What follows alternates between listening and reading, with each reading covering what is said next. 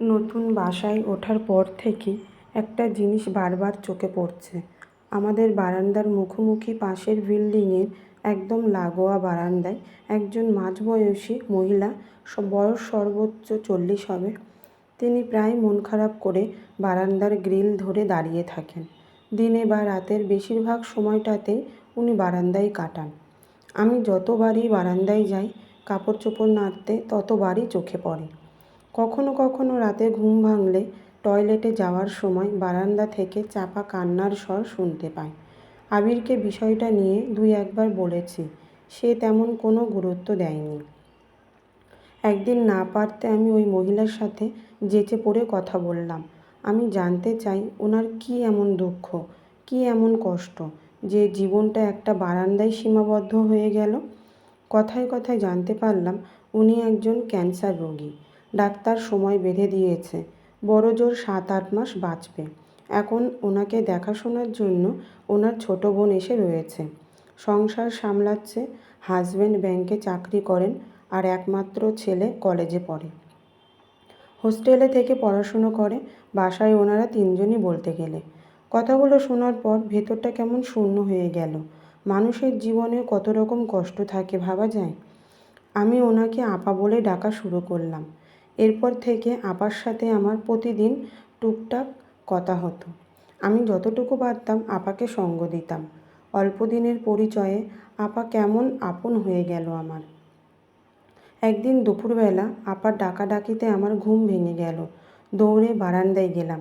আপাকে খুব উস্কো খুস্কো লাগছে। মলিন গলায় বলল, মীরা, তোমার বাসায় চিংড়ি মাছ আছে?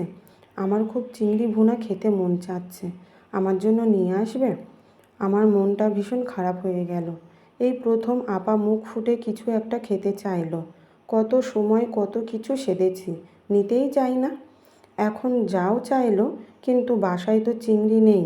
আমি বললাম, আপা, চিংড়ি নেই, আমি ছোট আলু দিয়ে পাবদা মাছের ঝোল আর টমেটোর টক রান্না করেছি, খাবেন? আপা খুশিতে আপ্লুত হয়ে বলল, অবশ্যই খাবো। আমার খুব ক্ষুধা পেয়েছে। বাসায় তো কেউ নেই। আমার বোনকে টুকটাক কেনাকাটা করে দিতে আমার হাজব্যান্ড শপিংয়ে নিয়ে গেছে। আর যা রান্না করা আছে তা মুখে দেওয়া যাচ্ছে না, রুচিতে কুলোয় না এখন সব খাবার। তাই তোমাকে বলা, কিছু মনে করো না বোন। আমি তড়িঘড়ি করে টিফিন ক্যারিয়ারে করে খাবার নিয়ে প্রথমবারের মতো আপার বাসায় গেলাম। আপা আমাকে তার নিজের ঘরে নিয়ে বসালো। আপার রুমে ঢুকে আমি ধাক্কা মতো খেলাম। ছোট সিঙ্গেল একটা খাট, খুব এলোমেলো স্টোর রুমের মতো একটা রুম। এটার সাথে বারান্দাটা, পাশের রুমটা পরিপাটি গুছানো। কাপেল রুম বোঝাই যাচ্ছে। হিসেব অনুযায়ী ওটা আপার রুম হওয়ার কথা। আমার মনে হাজারটা প্রশ্ন ঘুরপাক খাচ্ছে, তবু চুপচাপ করে রইলাম। আপা খুব তৃপ্তি নিয়ে সবটুকু খাবার খেলো। খাওয়া শেষে আমার কাঁধে হাত রেখে বলল, কতদিন পর পেট ভরে খেলাম জানি না, আল্লাহ তোমাকে সুখী করুক। আপা তার ছেলের ছবি দেখালো, কত শত গল্প আওড়ালো। আমি মনোযোগ দিয়ে সব শুনলাম। হয়তো অনেক দিন পর মন খুলে কথা বলছে। তবে আমার মনের কনফিউশন আর ধরে রাখতে না পেরে বললাম, আপা, পাশের রুমটায় কে কে থাকে? আপনি এখানে একা থাকেন? আপা মুহূর্তেই কেমন স্তব্ধ হয়ে গেল। অন্যদিকে দৃষ্টি রেখে বলল, বোন ডেকেছে। লুকাবো কি আর বলো। আসলে ওই আমার সতীনের সংসার। সে আমার বোন নয়, সংসারটা আমার ছিল। এই তো গত বছর ওর ওই রুমটায় আমি আর সাফিফ একসাথে থাকতাম, আর এটাই আমার ছেলে থাকতো। সাজানো গোছানো ছিমছাম সংসার। আমি কিছু বলার আগে আপা আমার 2 হাত মুঠোতে নিয়ে বলল, মীরা, আমার জীবনে অনেক দুঃখ। তোমার কি দুদণ্ড সময় হবে কথাগুলো শোনার? খুব হাঁসফাঁস লাগো জানো, কাউকে কিছু বলতে পারি না।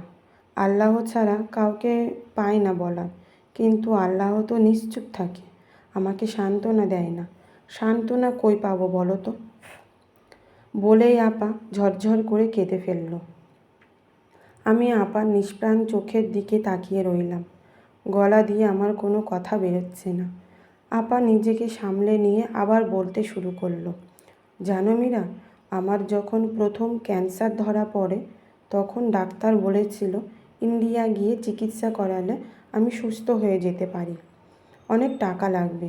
সেদিন বাসায় আসার পর তুহিনের আব্বু যখন হাউমাউ করে কান্না করছিল, আমি তাকে সান্ত্বনা দিয়ে বলেছিলাম, কেঁদো না, আমি সুস্থ হয়ে যাব। গ্রামের বাড়ির উত্তরের জমিটা বেচে দিও, চিকিৎসার টাকা জোগাড় হয়ে যাবে। তখন সে মাথা নেড়ে হ্যাঁ সূচক সম্মতি জানালেও কিছুদিন পর যখন আবার বললাম, কি ব্যবস্থা করছো, জানাও না তো কিছু, তখন তুহিনের আব্বু আমতা আমতা করে বলল, আমাদের তুহিনের ভবিষ্যতের কথা তো ভাবতে হবে। একটা মাত্র জমি বেচে দেওয়া কি ঠিক হবে? আর তাছাড়া তুমি সুস্থ হবে এটার শিওরিটি তো ডাক্তার দিচ্ছে না। যদি শিওর হতাম তবে না হয় বেচে দিতাম। আমি খুব অবাক হয়ে তুহিনের আব্বুর মুখটা দেখলাম। হুট করে খেয়াল করলাম ওই চেহারায় কোনো মায়া নেই, ভালোবাসা নেই, কিচ্ছু নেই। আমি তাহলে এতদিন মরীচিকার পিছনে ছুটেছি? মানুষ কত নিষ্ঠুর হয়। 19 বছর সংসার করার পর তার মনে হলো আমার মৃত্যু মেনে নেওয়া খুব সহজ। সেদিন থেকে আমার মৃত্যুর ভয় শুরু হলো। কেননা আমি বুঝে গিয়েছিলাম আমার বেঁচে থাকার চেয়ে জমি থাকাটা অনেক গুরুত্বপূর্ণ। আমি নিশ্চিত মৃত্যুর জন্য প্রহর গুনতে শুরু করলাম। তখন আমার ছেলেটা আমার কাছেই থাকতো। এরপর ওর বাবা তড়িঘড়ি করে ওকে হোস্টেলে পাঠানোর ব্যবস্থা করলো। বলল আমার অসুস্থতা দেখে নাকি ছেলের পড়াশোনার ক্ষতি হবে। সেদিন না বুঝলেও পরে বুঝেছিলাম কেন ছেলেকে হোস্টেলে পাঠিয়েছে। যখন দেখলাম আমি বেঁচে থাকতেই নতুন কাউকে আমার সংসার হস্তান্তর করা হয়েছে। বুঝলে মীরা, আমার স্বামী আমাকে বুঝিয়ে দিয়েছে আমাকে দেখাশোনার করার জন্য নাকি লোক লাগবে, তাই বিয়ে করে এনেছে যেন সমাজ আবার খারাপ কথা না বলতে পারে। কিন্তু আমার খোঁজ নিতে কেউ তো এ ঘরে উকিও দেয় না। আমি শরীরের যন্ত্রণায় যখন চিৎকার করি তারা বিরক্ত হয়ে দরজা বন্ধ করে দেয়। আমি রাতের বারান্দায় বসে থাকি। এ ঘর থেকে পাশের ঘরের সুখের আওয়াজ শুনতে পাই। আমার ভীষণ কষ্ট হয়। আমার শারীরিক কষ্টের চেয়ে মানসিক কষ্ট খুব বেশি হয়। তাদের সুখের সংসার, প্রেম, ভালোবাসা, এগুলো আমি সহ্য কেন করতে পারছি না বলো তো? জানো, একদিন রাতে আমার স্বামীর দ্বিতীয় স্ত্রী আবদার করলো নতুন বড় ফ্ল্যাট কিনে দিতে। আমার প্রাণপ্রিয় স্বামী তাকে আশ্বস্ত করে বলল, এখন ফ্ল্যাট কিনলে সবার চোখে সে খারাপ হয়ে যাবে, যে চিকিৎসা কেন করালো না। সে সান্ত্বনার স্বরে বলল, আর তো কয়েকটা মাস, এরপর তোমার মনের মতো করে সব গুছিয়ে দেব, চিন্তা করো না। সেদিন সারা রাত আমি হাউমাউ করে কেঁদেছি। কার জন্য সংসার সাজালাম, কাকে উজাড় করে ভালোবাসলাম, সে কিনা আমার মৃত্যুর প্রহর গুনছে। আমি কখনো কিচ্ছু চাইনি ওর কাছ থেকে ভালোবাসা ছাড়া, আর সেটাও পেলাম না। আত্মহত্যা মহাপাপ, না হলে কবে নিজেকে শেষ করে ফেলতাম। কথাগুলো বলতে বলতে আপা জোরে শ্বাস নিতে শুরু করলো। আপার সাথে সাথে আমার চোখ থেকেও পানি ঝরছে। আবিরের মুখটা চোখের সামনে ভেসে উঠছে। আমি আপাকে শান্ত করার চেষ্টা করে বললাম, আপা, আল্লাহ আপনার ধৈর্যের ফল নিশ্চয়ই দেবেন, আপনি পরপারে সুখী হবেন। কেন জানি না বাসায় ফিরে আমি হাউমাউ করে কাঁদলাম। আমার আপার জন্য ভয়ানক কষ্ট হতে লাগলো। কত নির্মম কষ্ট আল্লাহ কারো কারোর জন্য নির্ধারণ করে রেখেছে ভাবতেই শিউরে উঠছি। একটা মানুষ মৃত্যুর আগে না পাচ্ছে চিকিৎসা, না পাচ্ছে স্বামীর ভালোবাসা, সন্তানটাও দূরে। রাতে আবিরের বুকে মাথা রেখে কাঁদতে কাঁদতে বললাম, পুরুষ মানুষ শুধু শারীরিক সুখ খোঁজে, তাই না আবির? মনের কোনো দাম নেই ওদের কাছে। আবির ভারী গলায় বলল, সবাইকে এক পাল্লায় মেপো না। তুমি যখন অসুস্থ হও আমি সারা রাত জেগে তোমার সেবা করতে করতে কখনো ক্লান্ত বোধ করি না। যখন তুমি সুস্থ হও তখন খুব শান্তি অনুভব হয় যে আমি সেবা করে তোমাকে সুস্থ করতে পেরেছি। সেবা করাই, যত্ন করাই যে সুখ আছে সেটা খুব কম মানুষ উপলব্ধি করতে পারে। আমি ভাগ্যবান, এদের মাঝে আমিও আছি। আমি আবিরকে জড়িয়ে রেখে বললাম, আমাকে ছেড়ে যেও না প্লিজ। এর মাঝে আমার শাশুড়ি অসুস্থ হওয়ায় আমাকে গ্রামে যেতে হলো। যাওয়ার সময় আপাকে কথা দিয়েছিলাম ফিরে এসে আপাকে চিংড়ি ভুনা খাওয়াবো, কিন্তু ফিরে এসে দেখি আপা তো নেই। শূন্য বারান্দায় হাহাকার। আমার ভেতরটা মোচড় দিয়ে উঠল। আপার তো 8 মাস বাঁচার কথা ছিল, এখনও 2 মাস বাকি। আমি ছুটে গেলাম ও বাড়িতে। খোঁজ নিয়ে জানলাম আপা মারা গেছেন, তবে ক্যান্সারে নয়, হার্ট অ্যাটাক করে। আপাকে খালি বাসায় দুদিনের রান্না করে দিয়ে নাকি তারা স্বামী স্ত্রী শ্বশুর বাড়িতে বেড়াতে গিয়েছিলেন। 3 দিন পর এসে আপাকে মৃত দেখতে পান। পুরো একদিন আপার লাশ রুমে পড়ে থেকে পচন ধরেছিল, তাই পুলিশ কেস হয়। পোস্টমর্টমে জানা যায় আপা ভয় এবং মানসিক চাপ থেকে হার্ট অ্যাটাক করে মারা যায়।